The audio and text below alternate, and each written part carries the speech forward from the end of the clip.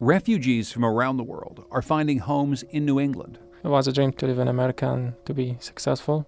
So it started like just a dream, and then the dream came through, and now I'm in America. From the New England News Collaborative, this is Next. I'm John Dankosky. From Lowell, Mass. To Portland, Maine to New Haven, Connecticut, the region is taking in an ever-increasing number of people fleeing violence in Syria. We'll meet some of them.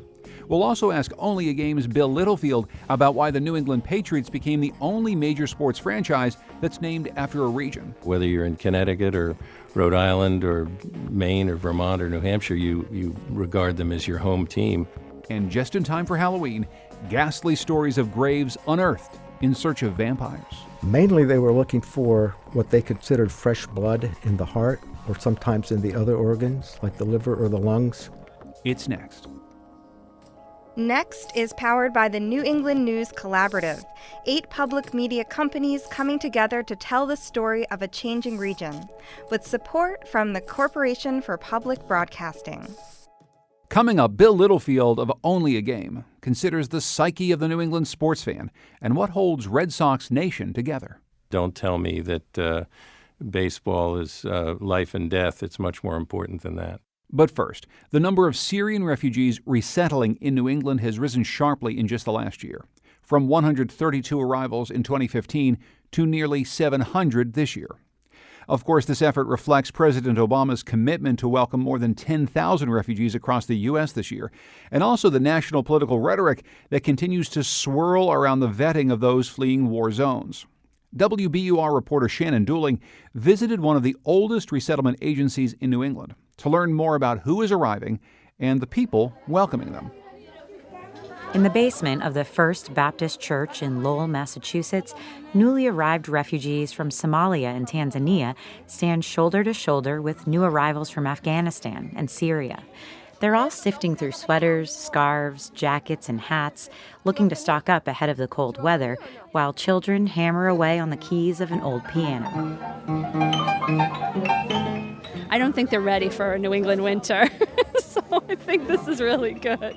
Amanda Mujica of Belmont, Mass. helped coordinate this clothing drive for the refugees. They've all been resettled through the International Institute of New England, which has been operating in Lowell for nearly a century. It's been outstanding. I mean, people come from the North Shore, from the South Shore. I think people keep hearing about refugees, and they're trying to think about ways that they can help. And I think this was a way they could make a difference. Most of what folks know about refugees comes from news reports and headlines.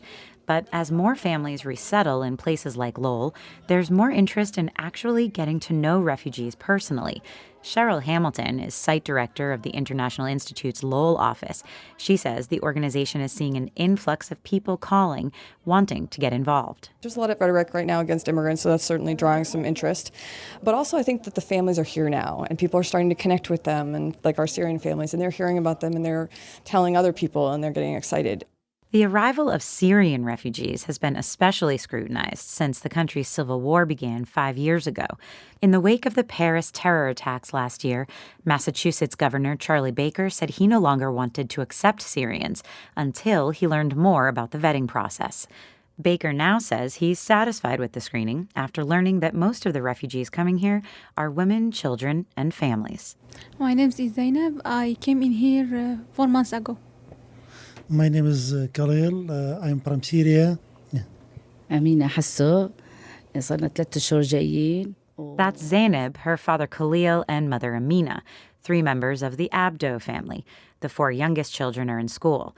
The Abdos are among the more than 200 Syrian refugees who now call Massachusetts home, and the more than 800 Syrian refugees throughout New England.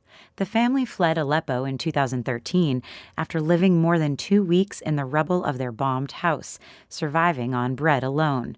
Khalil says he remembers the exact date they left their home and began walking toward the Turkish border. October 24th, 2013. It's unforgettable, Khalil tells me through a translator. He says they walked for more than 7 hours, mostly single file, trying to avoid bombs planted along the road. They took a bus to Istanbul, where they stayed with family while they applied for refugee status.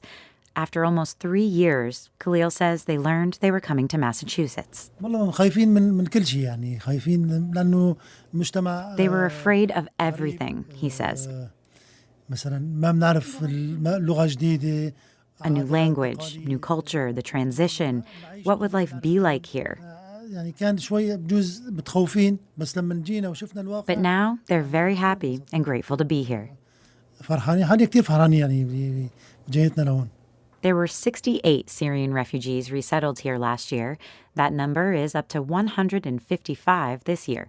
Again, Cheryl Hamilton of the International Institute. It takes, on average, 2 to 4 years to even get through the resettlement process. So even if you'd applied for resettlement in 2012, we wouldn't anticipate you seeing you until 2014, 2015. So obviously those applications increased over the last 4 years, so that makes sense that now we're seeing the influx. Hamilton also cites President Obama's increase in the national refugee quota as contributing to the recent wave. They put it the jacket, some sweater, no, not more. Yani. Khalil Abdo and his wife are at the clothing drive in the church basement, chatting with a few of the Syrians who came here before them. Abdo says he knows the winter here will be cold, but for now, he says the changing colors of the leaves and the cooler weather is very nice. That's Shannon Dooling reporting. The Abdo family you just met left their home in Syria just about 3 years ago. 1 year after that, in November of 2014, Fawad Aboud left Iraq. He had been teaching English in high schools there and served as an interpreter with a security firm, making him a target for ISIS, which was then expanding its hold in Iraq. Feeling this danger, Fawad left the country, getting a visa to come to the U.S. Catholic Charities, which helps to resettle refugees, provided support for him to come to Hartford, Connecticut.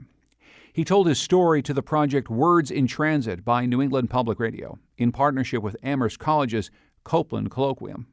My name is Fawad Aboud. I'm from Iraq. It was a dream to live in America, like anybody else's dream to live in America and to be successful. So it started like just a dream, and then the dream came through, and now I'm in America. So I used to live in a province called Wasat. It was very close to the border of Diyala, which is under the control of ISIS. ISIS began to kill most of the English teachers there in Diyala province because they speak the language of the infidel, because they didn't like anybody who speaks English. They didn't like anybody who had any contact with the American Marines. I worked as an interpreter, translator with a British security company. Most of my friends and all of Badra City, Wasa City, they volunteered. They joined the army, volunteering for defending their areas, their province. So I have up to now some friends still fighting ISIS in the borders here. Every day they text me. I called my friend when he was in the front line, and I talked to him he was under the firefight, and he was making jokes when he was talking to me. I told him, hey, be careful. He said, no, don't worry, I'm under cover. I didn't like the situation back there in Iraq. My friends, my followers, they could adapt it, but I couldn't live with such chaos situation. Even my brothers and family, they are okay, but I didn't feel that I can or I had to stay with like this there in Iraq. I wanted to go to somewhere else, somewhere better than Iraq, some place that I can get my rights as a human being. And I think America is the right place. And I applied since 2010. And I came here just after 4 years. I'm making 4 meetings there at the American Embassy in Baghdad. 3 times I went there. And they asked me for some evidence. Do I have some papers of threats paper? If somebody really threatened me, or did somebody attack me? They just want to make sure that I'm the real person who sent them the email. They want just to make sure that I am Fawad Aboud. They said that my case is accepted, and now I'm allowed to go to the United States. We've been a group, like about 2 families, and from Baghdad, Christian families and Muslims, and some singles. I was me and 2 others. And then in Jordan, we find that there are too many immigrants, like from Somalia. We joined together in the airport, and then we came to America. But then, and at New Jersey airport, we separated in America, the white America. It was just like a shock to come to America from Iraq.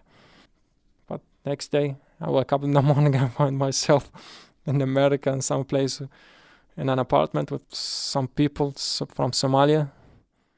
I jumped from my bed to the street. I didn't know where to go. It was very cold in the morning. It was 6 a.m. and I stayed in the street waiting. I don't know what I was waiting for, but I just stayed in the street, just shocked, and I don't know, just watching. I saw some faces that I didn't used to see before in my country.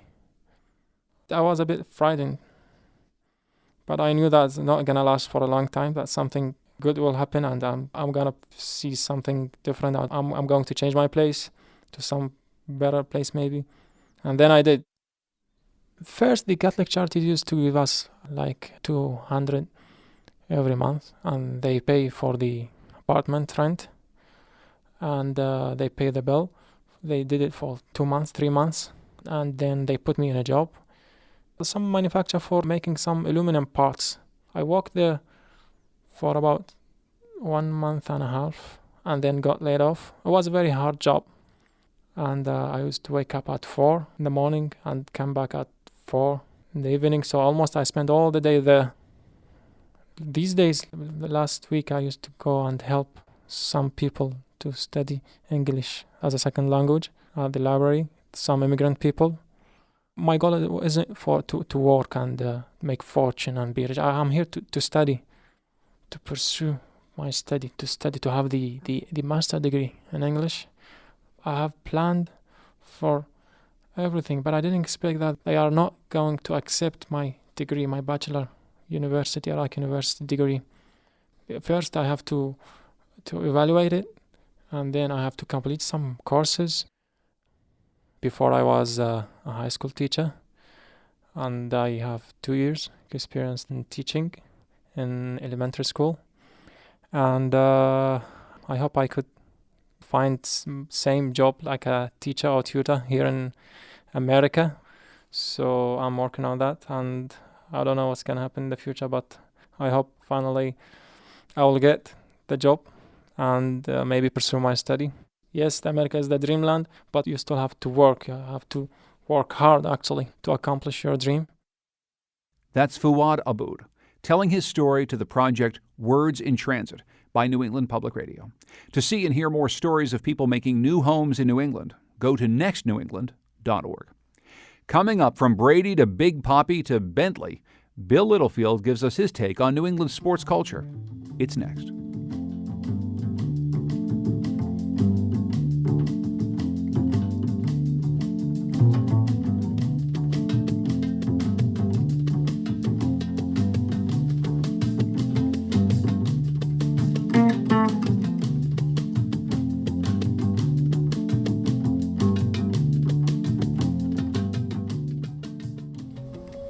Next is made possible in part by our founding supporters who believe in the power of collaborative news coverage, including the Common Sense Fund, supporting New England News Collaborative in its coverage of climate change and global warming.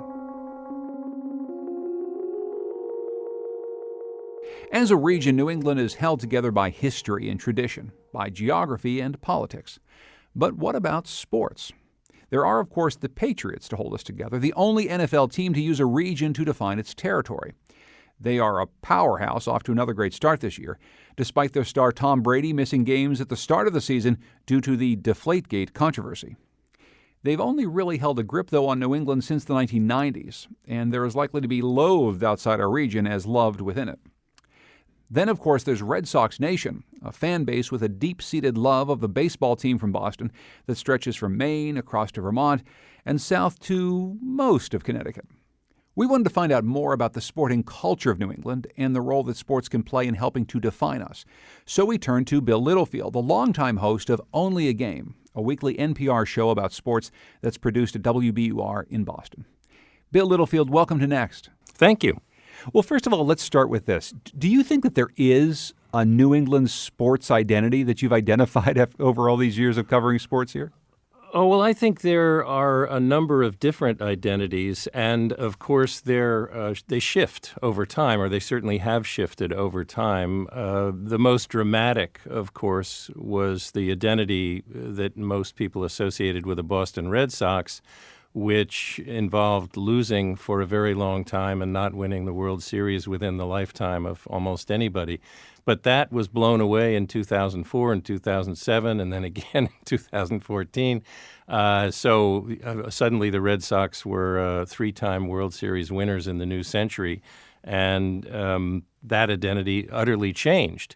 We'll talk about that a little bit, Bill, and how you think that's changed the way this region thinks about sports in general, or the Red Sox in particular. I mean, with that hanging over our heads for such a long time, the notion that the Red Sox would never win, and then within a few short years turning from essentially a loser into another evil empire, one of the big boys on the block. I mean, how do you think that's changed the perceptions of the Sox in the region? Well, first of all, the perception that the Red Sox were anything other than a big boy on the block was an erroneous perception. The Red Sox have always been one of the bigger, better financed baseball teams. It always kind of amused me that people used to say, oh, the Yankees have all the money. But then when they did the charts, the Red Sox were right up there with the Dodgers and the Yankees in terms of money spent, sometimes wisely, sometimes not. But I think it's more philosophically. People liked, a certain number of people who rooted for the Red Sox liked thinking of themselves as special, because even though their team would sometimes get very close and they would have wonderful individual players, they wouldn't quite have enough to win the World Series. Something would always go wrong. Somebody would fall rounding third base. Somebody would hold the ball in the outfield. You notice how I'm not naming names because I don't believe that any of these individual acts were in fact responsible. But you know what I'm saying. People enjoyed thinking of themselves as special. And once they won back in 2004, the first time, you can't think of yourself as special anymore as a Red Sox fan. You're just a fan of another team that's won the World Series a couple of times. I think about major league teams and the fan bases they have around the country. I suppose you can make an argument for, say, the St. Louis Cardinals. There's fans in several states around the Midwest that grew up rooting for the Cardinals. But the Red Sox perhaps have the only nation of its kind where there are people from 6 and more states who just regularly assume that they're going to be Red Sox fans because of where they grew up and who they grew up watching. Well, New England is an identifiable region. I think that's part of the explanation for what you're talking about. With the Red Sox, I think a lot of it has to do with history. A lot of it has to do with the association with all sorts of near mythical figures, including Babe Ruth. It has to do with Fenway Park as one of the very few, with Wrigley Field, really the only other baseball stadium which represents history, represents time. Yes, it's been changed. Of course, somebody coming to Fenway Park today who had been transported from the 20s would say, gee, this doesn't look much like the ballpark that where I saw games.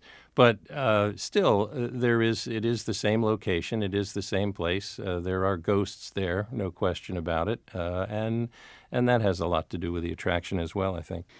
I want to move on to the New England Patriots because when we started the program, you go on Google and you try to find every single organization called New England, any identifier that says New England is a region.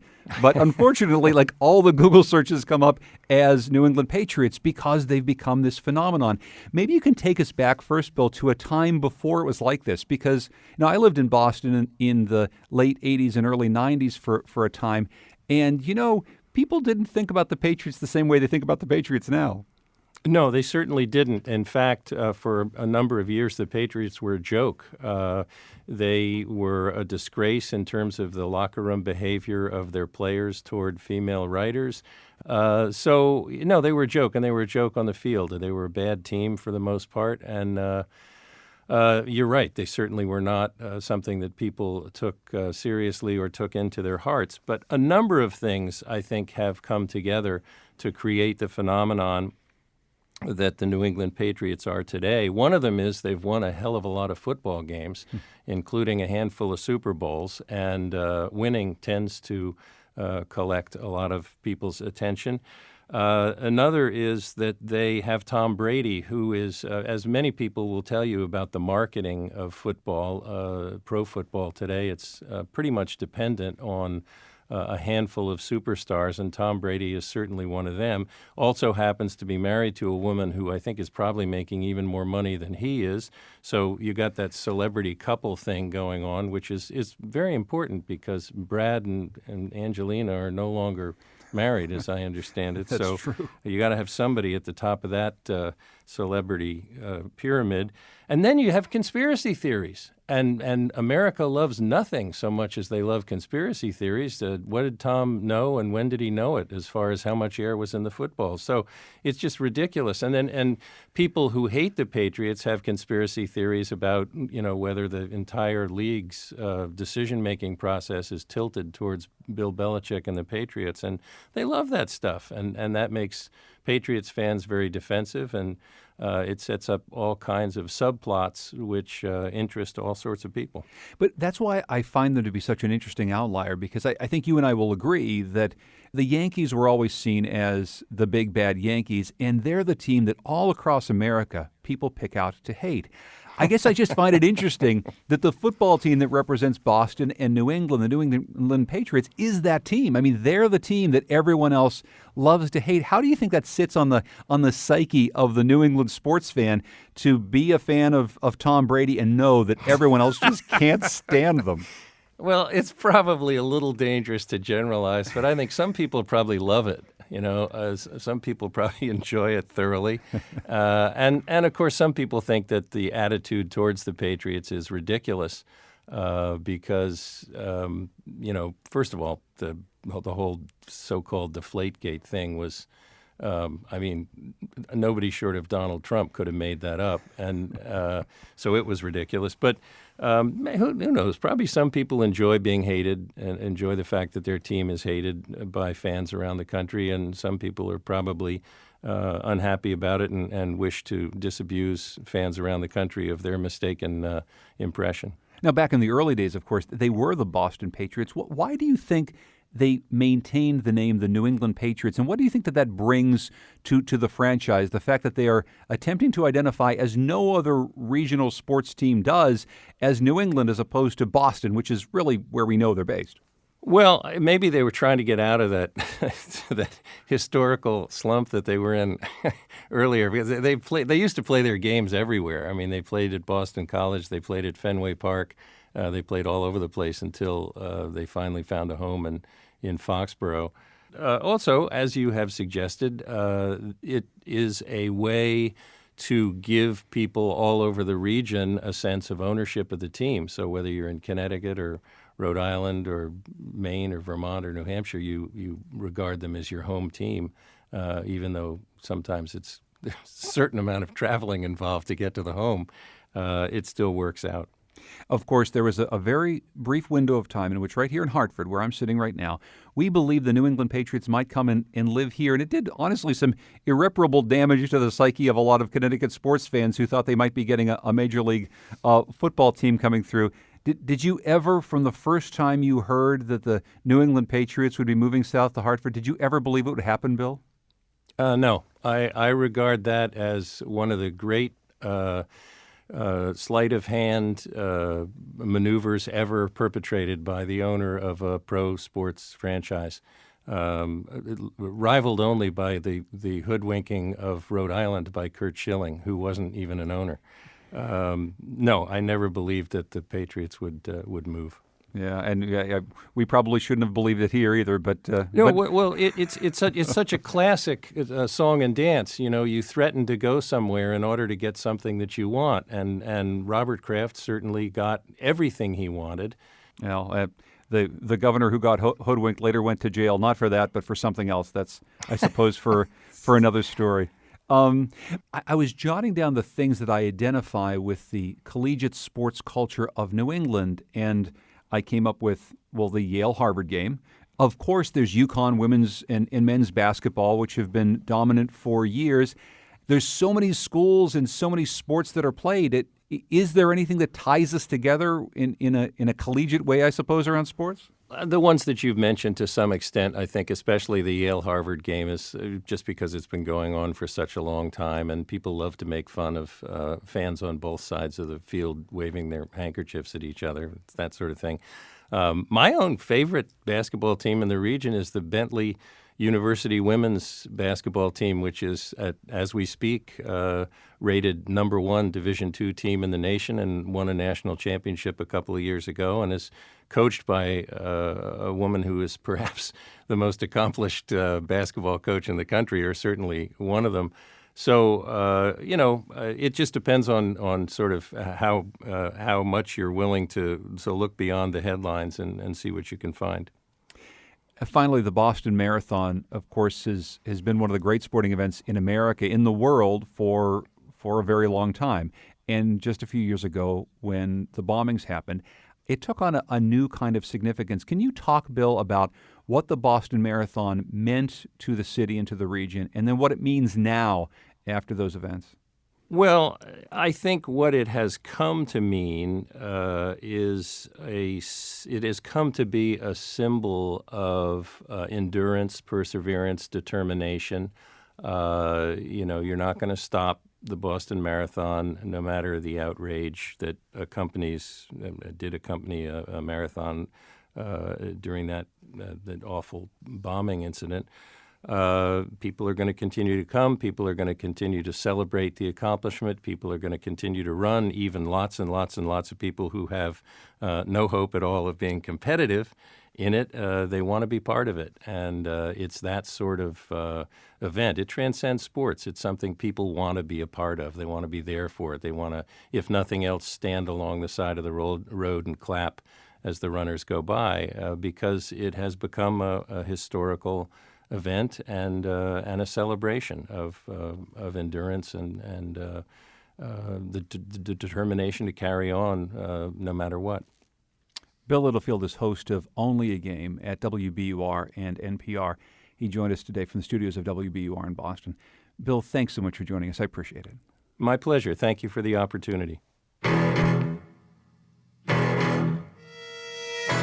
Coming up, in time for a traditional New England Halloween, a haunted trolley ride and tales of vampires rising from the grave. It's next.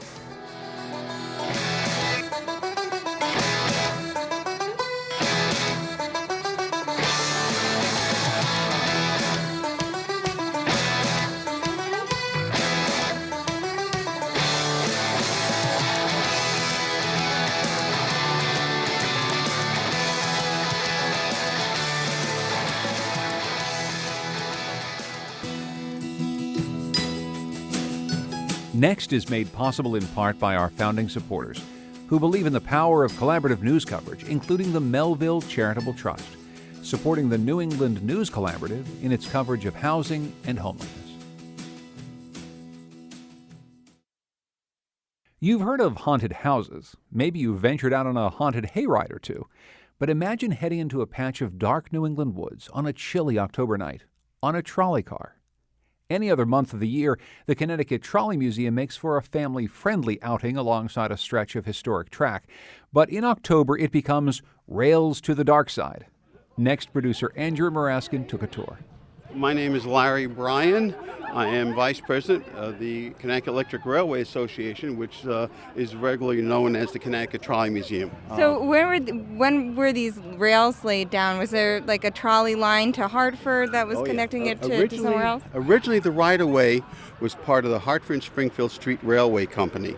And this branch from Warehouse Point to Rockville operated from 1906 to 1926. As the story goes, that in 1906, when they built the original trolley line through here from Warehouse Point to Rockville, they had to move a cemetery. And ever since then, the souls of those who were moved come out during Halloween to haunt the trolley line. And unfortunately, they do come out, and our guests get to experience what happens. What's our agenda tonight? First thing we're going to go do is ride the trolley car down about a mile and a quarter, and things are going to happen out there in the dark woods of East Windsor. And then we're going to come back, and everyone's going to get off the car and go through some other Halloween venues. You're going to be going through a maze, and then you'll be going through inside the visitor center. In all places, you will be scared.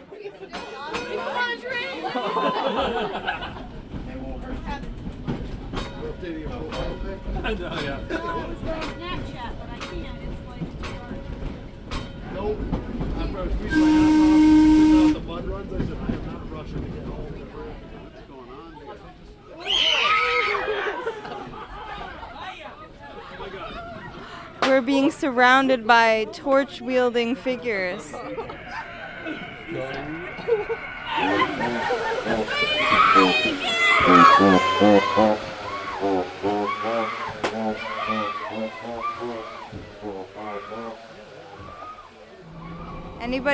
Anybody scared? No? Were you scared? No. What did you think about that? Funny. Were you scared? A little bit.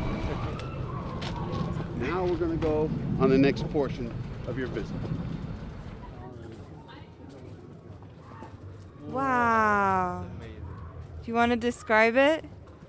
It's sort of like a tunnel of green light, and things happen.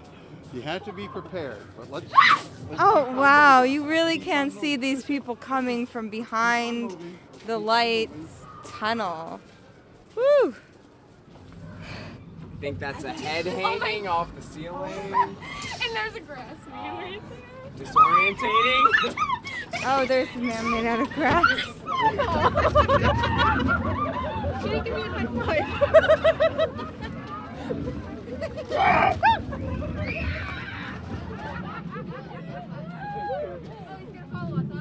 Are you scared now? Yes! This is the dead teddy bear room, and there's probably a gazillion teddy bears dangling in your way. I'm here! You ever think when a hearse goes by that someday soon you will surely die? Okay, follow me, please. Follow me. This way, please. This way. Follow me, please. Follow me. This way, please. This car on your right operated in Hartford, Connecticut. It's known as a funeral car. It used to take the dearly departed and their families to Cedar Hill Cemetery for interment. The old saying goes, people are dying to ride that car.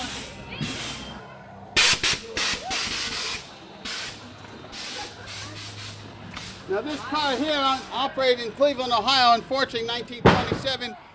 It was taking all the schools, high school seniors to their prom, and they ran too fast around a curve and ran off the track and crashed.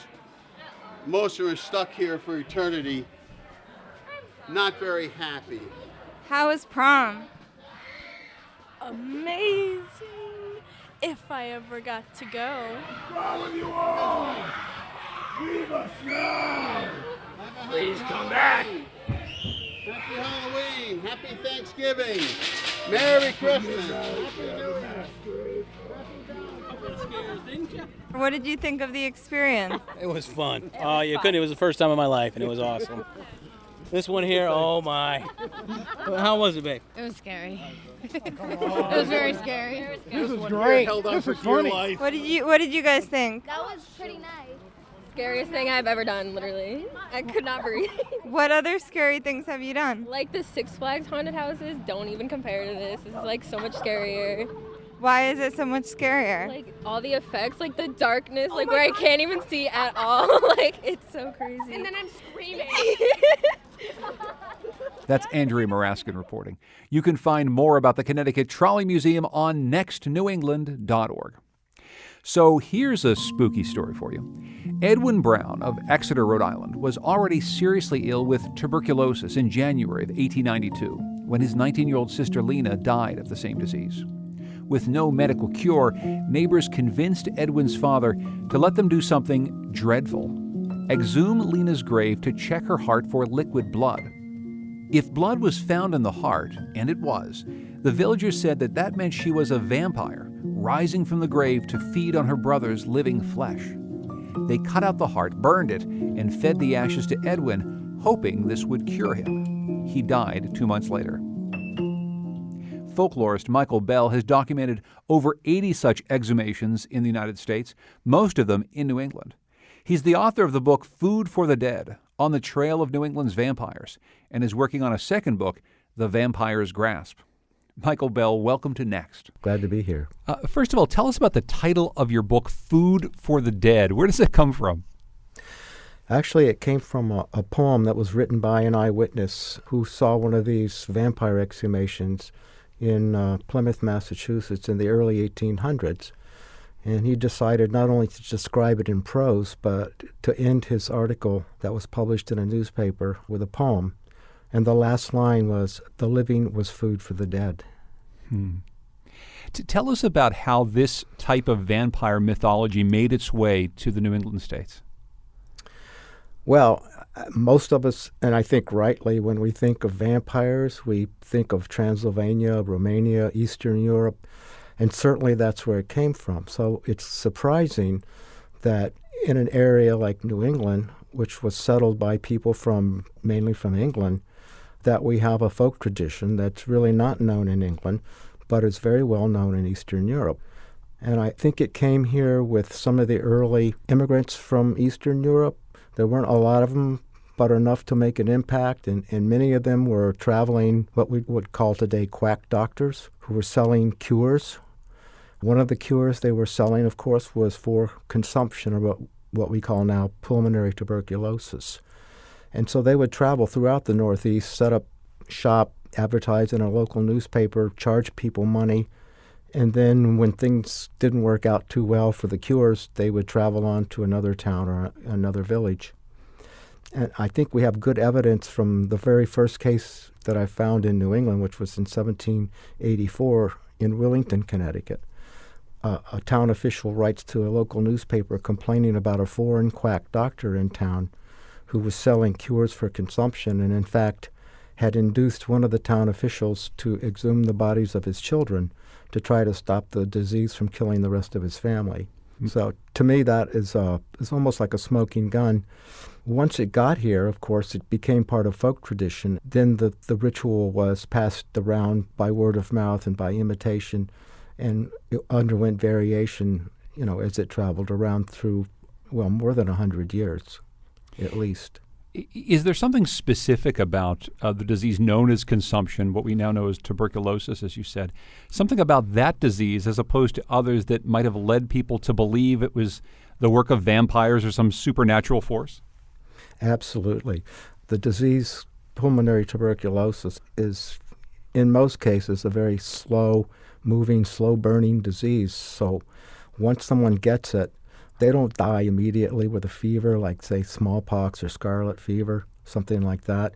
They linger for months and months, and they get weaker and weaker and paler, and the symptoms, especially in the later stages of consumption, really mimic what we think of happening to people who have been attacked by vampires.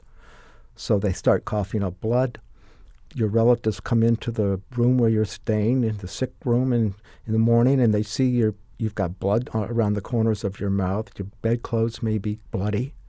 And it looks like literally something is sucking the blood, something is sucking the life out of you. Was there something else that was going on in the culture of the time, or maybe the society of the New England states, that might have made this story really resonate with people? Well, New England in the early years, and in fact still in America, we're not done with the supernatural, that's for sure. And what we could call the magic worldview was very prevalent in New England. I mean, for example, it led to the Salem witchcraft outbreak in 1692. So at least in the hinterlands of New England, people have always dipped into things like astrology, seeing the future, witchcraft, some for good and some for not so good. And I think obviously another important ingredient in this whole story is just the effect that consumption had on the culture at that time. One of every 4 deaths was attributed to this, and it couldn't be stopped. The medical establishment, when they were being truthful about it, really didn't know what caused it, and therefore they didn't know how to stop it or how to cure it. They may give you some cures, but they didn't work, so nothing worked, and that's when people would turn to folk tradition.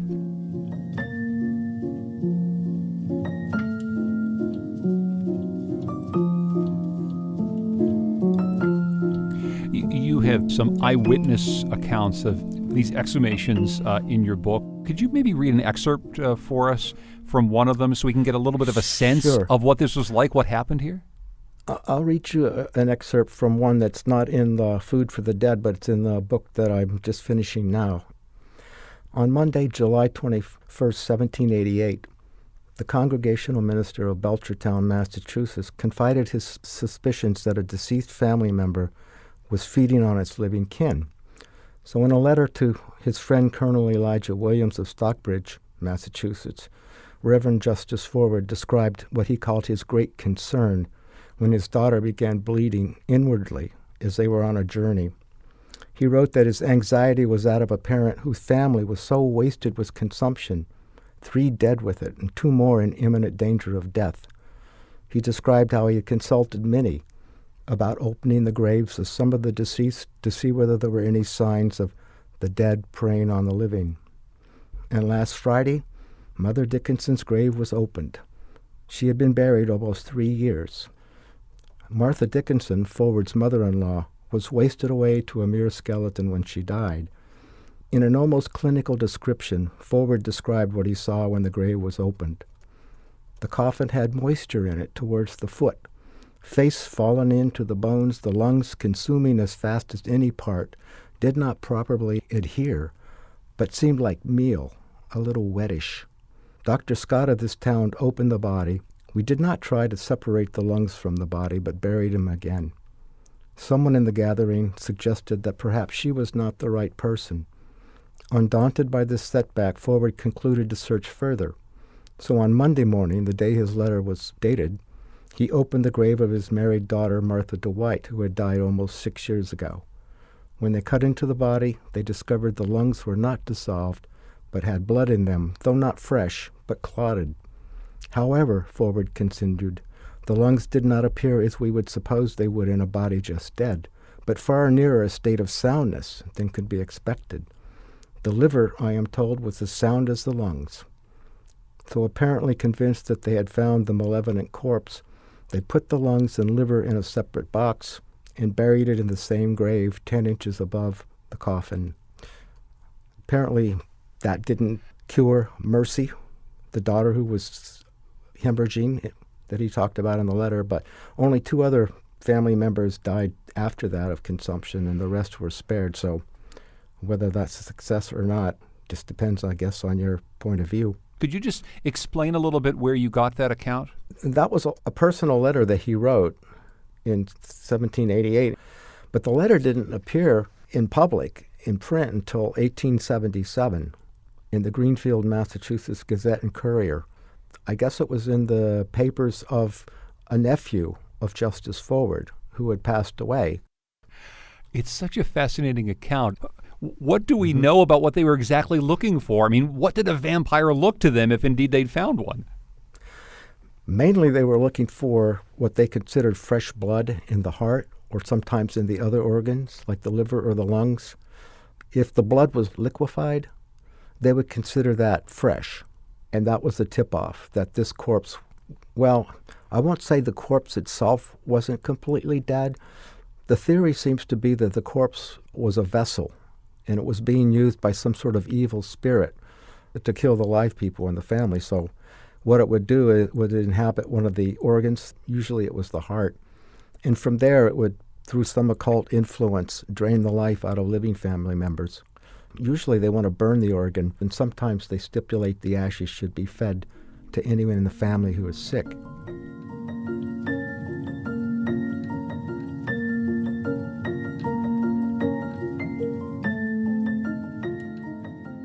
Can you talk a bit about some of the practices and the differences in what these exhumations involved? In contiguous parts of Connecticut to Rhode Island, instead of taking out the heart and burning it to ashes, sometimes they would burn the entire corpse and then have family members stand in the smoke or perhaps even inhale the smoke. Another common practice was simply to turn the corpse face down in a prone position and then rebury it. There was a case also in Connecticut where an archaeologist, Nick Bellantoni, was excavating a small family cemetery and found that one of the corpses had been exhumed about 10 years after being buried the first time, and the bones had been rearranged. Some of the ribs were broken, the head was removed and placed on top of the chest with the long leg bones in sort of a cross pattern under the skull. It's almost like a skull and crossbones pattern. You found so many of these accounts that you write about in newspapers of the day. So what can you glean about the attitudes of the newspaper writers toward these exhumations, which seem so gruesome currently, but perhaps were just part of what people did back then? Well, the newspapers usually reacted with shock. You know, they used all of the adjectives you might think would be applied to these rituals. They were horrendous, terrible, disgusting, uncivilized superstitions from a lower level of civilization. And in a sense, they were just parroting the comparative scientists at that time who were just beginning to look at, other cultures, what they called primitive cultures. And they were seeing these practices, these rituals, as really survivals or holdovers from a lower level of cultural evolution. The people that hadn't quite made it up to the civilized stature that, we in the late 1800s had attained in New England, of course. Despite the revulsion that the public seemed to have with this went on for a very long time. Michael, why did it continue for such a long time? Well, I think the practice continued for as long as tuberculosis was a huge problem. Even though the medical establishment had identified the germ that was causing tuberculosis and announced that discovery in 1882, the last case was 10 years later in 1892, because even knowing what caused the disease didn't lead them to a successful cure for, another 60 years. It was 1940s when streptomycin was developed that tuberculosis was finally eradicated. And of course now it's coming back big time because of drug resistance. I don't think we'll be going to cemeteries exhuming bodies anytime soon. I hope not. But I would. We still have this problem. I would hope not as well. I'm wondering, you mentioned earlier the Salem witch trials, and of course that long history that predates these exhumations by at least 100 years in New England. Do you draw a straight line from the superstitions that led to the witch hysteria of the 1600s to these phenomenon surrounding vampires some years later? I don't think it's a straight line, but I think that both of these traditions, the witchcraft tradition, the vampire cure, really tap into that same magical worldview that was prevalent in New England. The willingness of people to suspend any kind of what scientists would call rational belief in order to effect a cure. The bottom line is when people have hit a dead end, they're going to find a way around it. And folk tradition, one of the good things about folk tradition is it always has an answer. Now, it may not be the scientifically valid answer, but sometimes just having an answer, a path, is better than having none at all. Well, Michael Bell, thank you for sharing these stories with us. I really appreciate you joining us. Sure, my pleasure. Michael Bell is author of Food for the Dead, On the Trail of New England's Vampires. His second book, The Vampire's Grasp, is expected to come out next year.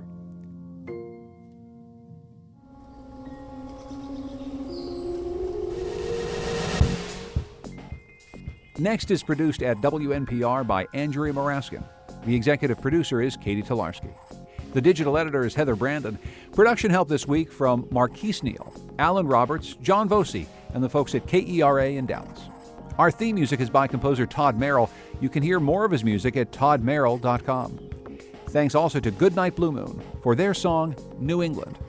The New England News Collaborative is funded in part by the Corporation for Public Broadcasting and powered by WBUR Boston, Vermont Public Radio, New Hampshire Public Radio, Maine Public Radio, Rhode Island Public Radio, WSHU Public Radio Group, New England Public Radio, and WNPR.